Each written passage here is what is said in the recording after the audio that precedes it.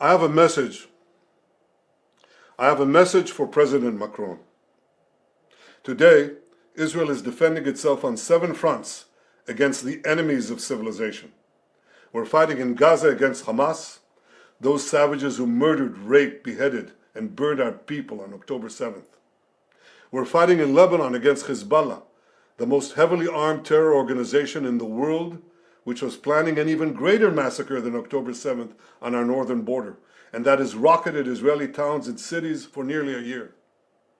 We're fighting against the Houthis in Yemen and the Shiite militias in Iraq and Syria that together have launched hundreds of drones and missile attacks against Israel. We're fighting against terrorists in Judea and Samaria who are trying to murder civilians in the heart of our cities. And we're fighting against Iran, which last week fired over 200 ballistic missiles directly at Israel, and which stands behind the 7-front war against Israel. As Israel fights the forces of barbarism led by Iran, all civilized countries should be standing firmly by Israel's side. Yet President Macron and some other Western leaders are now calling for an arms embargo against Israel. Shame on them.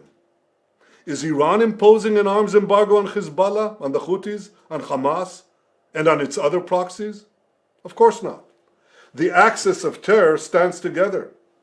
But countries who supposedly oppose this terror axis call for an arms embargo on Israel. What a disgrace. Well, let me tell you this. Israel will win with or without their support. But their shame will continue long after the war is won. For in defending ourselves against this barbarism, Israel is defending civilizations against those who seek to impose a dark age of fanaticism on all of us. Rest assured, Israel will fight until the battle is won, for our sake and for the sake of the peace and security of the entire world.